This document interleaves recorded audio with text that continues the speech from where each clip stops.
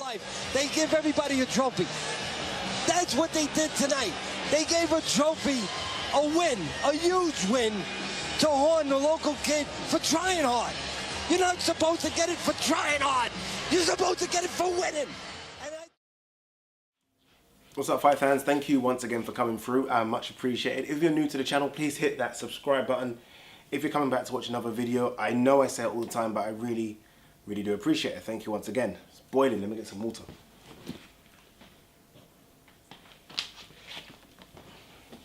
Alright, so like many of you guys, I watched Lomachenko versus Marriaga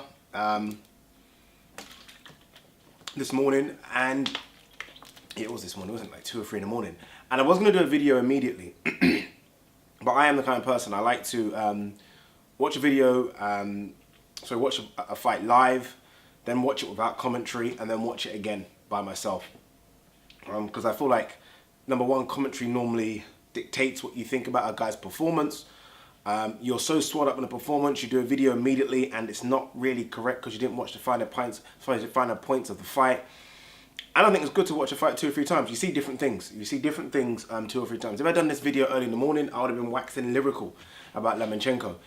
Doing a video now, seeing some people's interviews, seeing some other people's videos as well, I kind of think and feel a bit differently about the performance. Look, Lomachenko's a good fighter, a very good fighter. You've seen the title, good but not great, not yet. And it's interesting. It's interesting. I give really good props and plaudits to Timothy Bradley. Timothy Bradley was in comms, and he might not be in commentary very much soon if he criticizes as much as he does. What he does is give very good credit, which I think was true, but he also points out some very good and critical points about Lomachenko's performance as well. One thing he did point out, which I'm not very keen on, is the showboating. I don't like it. I don't think it's necessary. And I don't know why he started to do that. He's not always done that.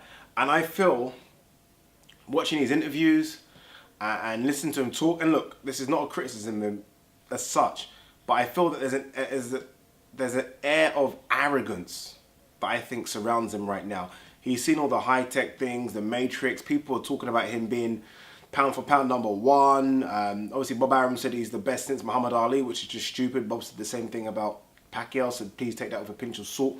But I almost feel like he's starting to hear what people are saying, and he's only human, right? It's going to go to his head. But he's got to be very careful. I mean, you do all that showboating against Marriaga, a guy that was clearly on the back foot for the whole fight, that's fine. You do that against someone like the likes of Rigondeaux, the likes of Mikey Garcia, and then you're going to have problems. I didn't appreciate the touching of him on top of his head. It reminded me of Adrian Broner a bit, when Adrian Broner kind of done the silly things like he did against Maidana, and a couple of fights he did that when he's fighting guys at 135. I can't remember the names, they don't come to mind, but he done that. He got criticised for those things. The referee kind of said, look, stop it, stop playing about. I didn't see anything the referee said to Lomachenko yesterday about doing those things. And I think, look, boxing is difficult enough. I don't think fighters should be taking the piss out of the fighters. That's just my take on it. Some people might say it's entertainment. I get that, but I think he's taking the piss. Another couple of points that Bradley made, which were very good. If you're that good, which he clearly is, you take the first round to figure the fighter out. Second round, you just get them out of there. If your opponent's that badly matched against you, first round, figure him out, which he kind of does. He kind of, what Lomachenko does really good, he gauges his distance with the fighters. He kind of steps to the side. He kind of just pity pats them. He never really throws stinging shot. Just touches them to certain places, keeps them guessing. And then the second and third round, he normally steps it up. He didn't quite do that yesterday. The third round knockdown was a bit more off balance than a knockdown. Yes, it was a punch that connected, but I think it was more off balance. Marriaga got up straight away, almost like, well, why are we counting? I think he thought it was a tangle of the legs. It wasn't. What he needs to start doing, and I feel like GGG done the same thing. They need to, yes, boxing's entertainment. We get that. And there's an element of you need to entertain in the ring. But you need to just get fighters out of there. You don't get paid for overtime. It's a phrase that's used in fighting and boxing a lot, in other sports quite as well. You don't get paid for overtime, especially not in combat sports. Get your guy out of there. If you're that better than him, which he clearly was against Marriaga, get him out of there. Marriaga lost his last fight against Oscar Valdez. He has a loser's mentality right now. Get him out of there. Get him out of there very quick. Why are you playing around? And I don't know why he does that. GGG does the same thing, or did the same thing. When GGG was fighting the likes of William Monroe, I always thought that GGG was just almost playing around. Playing around. They feel like they need to entertain. It's almost like someone's whispered in their ear that just beating your guy up isn't enough. You need to entertain the crowds. And I wouldn't be shocked, this is going to sound a bit stupid, I wouldn't be shocked if Bob Arum's told him that. Because we know how much Bob Arum criticised Rigondeaux, and Rigondeaux was just literally, I'm going to get you out of there, stop playing. Rigondeaux didn't entertain, and I think that's obviously what caused the breakup, if you like, between him and Bob Arum. That's the reason Rigondeaux struggles to get on TV. That's now gone round about him, that he doesn't entertain, he's almost too vicious, gets guys out of there straight away, and doesn't come to play around, just comes for business. Lomachenko needs to find, and very quickly needs to find, a spot where there's a small element of entertaining, but it's also very businesslike. Because he got caught with a couple of silly shots yesterday, just because I think is entertaining, and he's trying to entertain too much. Like the part in round 3 after the knockdown where he asked Marriaga to come into the corner. Lomachenko, you're not a defensive genius. You're not. You don't get hit a lot, but you're not. I wouldn't put Lomachenko as the face for defensive genius. He's not. So asking a guy to come in the corner is a bit silly and a bit playing up to the crowd, and you don't need to do that. You don't need to do that, because right now people are looking at potentially how you match up against Garcia and Rigondeaux, and listen to what people said after that performance. People are like, not sure. What's clear as well about Lomachenko's performances is that he wears fighters down, right? So he lands consecutively in the same place, and eventually it wears you down, and you get knocked down, knocked up, whatever. He doesn't seem to have that one punch kind of superpower. I think Rigondeaux does have it. I don't think Lomachenko has it. I think Garcia probably has it as well. That could be a telling factor if these guys ever do match up. We're talking sort of dream fights here. It might happen, might not happen, probably won't happen. But you almost feel like if he is going to go up in weights like he's talking, possibly 135, maybe even 140, which sounds crazy because he's not that big, to stop the onslaught that will come from those guys at that weight class that will just walk you down. Skill is one thing, which he clearly has in abundance. Power is another thing. I think power keeps those fighters honest. And I don't think he has the pop that he might need to if he's going to go through the weight. Look, if he's going to stay at 130, 135, then I think he could be fine. I think he will be fine. He's that good a boxer. But I don't know what you get out of beating a guy that clearly is a super featherweight coming up and has lost his last fight. And what you get out of showing off beating up that guy.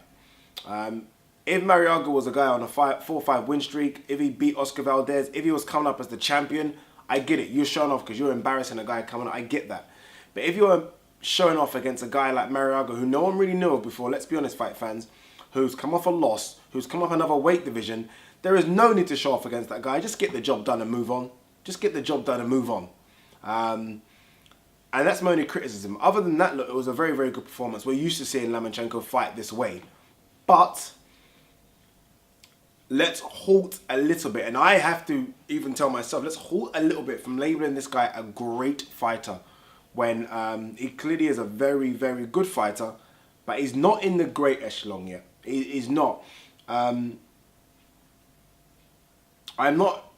He's definitely not pound for pound number one either. He's not yet. You almost need that fight.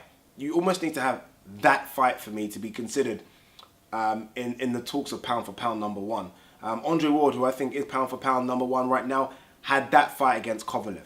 You have those matchups where it's like a 50-50 fight going in, and it's against a beast, it's against a monster. You win that fight against that guy, then you're in that conversation. Right now, he's not yet there. Who's going to get him there? I don't know. I don't know. I think it's almost unfair for him to go up to 135 and fight Garcia in order to be in that conversation. Garcia is another weight class above. Garcia fought at 140 recently. He did mention in an interview recently when someone asked him about Rigondeaux, he did say that, why do I have to go down to fight Rigondeaux? Like someone asked, what about catchweight? Obviously Rigondeaux fights at 122. Lomachenko's at 130 now. Rigondeau's will happily go up to 126. Lomachenko, who's just recently kind of fought at 126, not too long ago, and I said that, why do I need to go down? It will weight drain me. It won't be the same. And he mentioned guys that have gone down in weight or killed themselves to make weight and then didn't look great, such as Chavez Jr. against Canelo. He mentioned a couple others as well. I can't remember who he mentioned, but he mentioned a few other fighters that have gone down in weight and didn't look great. He's never mentioned it before. He's never mentioned there's a problem with him going down to 126. I saw him on the scales for the Marriaga fight, and I didn't think this was a guy that looked like he just made 130. He looked like a guy that looked very comfortable at 130. You've seen guys that looked drained when they make weight, right? And I feel like that guy can lose 4 pounds and still look very good. Still look very good. I remember for the Gary Russell Jr. fight, obviously that was at 126. I remember that him specifically at the weigh-in. I get that fight was, what, 18 months, 2 years ago now? But he looked good. He looked very good. Didn't look like he was struggling at the weight. Never mentioned about struggling at the weight, I don't think. So I'm interested. It's interesting now that he's mentioned that basically him going down to 126 isn't fair because he'll almost be dead at the weight. That came from nowhere. I don't know who he can fight at 130. Obviously, Gervonta Davis is there. I don't think Team Mayweather are going to put him in with Lomachenko anywhere near now. Mayweather arguably avoided some fights when he could have taken them against opponents like Lomachenko, or I like Lomachenko, but big threats when he was coming up. So I don't see how he's going to put one of his proteges in. And he is a big protege right now. I don't know. I don't know. Honestly, I don't know. I don't know. It's interesting. You know what? I wouldn't mind if Frampton Selby doesn't happen. I wouldn't mind Selby going up in weight to fight him. And people might laugh at that, but I think Selby's style is quite tricky, awkward. And Selby's not afraid to fight. That'd be an interesting one to see. Again, that wouldn't put him in a pound for pound discussion, but I'm just trying to think of potential foes for him. Because really at 130, there's not much there. 126 is stacked. 135 is very good. 130, I don't know. It'd be interesting. What do you guys think about the performance? Was it vintage Lomachenko? Or was it just a case of he knew that Marriaga and him were just different levels apart, and that's why he kind of tried to clown about and muck about in the ring? Do you guys like that kind of style of people mucking about in the ring? Or are you like me in terms of a boxing purist, so you understand that you almost have to respect your opponent somewhat? Marriaga's come to fight, and I don't like the clowning of another fighter when he's putting all on the line to fight you, and not many other guys are. But leave me your opinions, let me know what you think. Peace.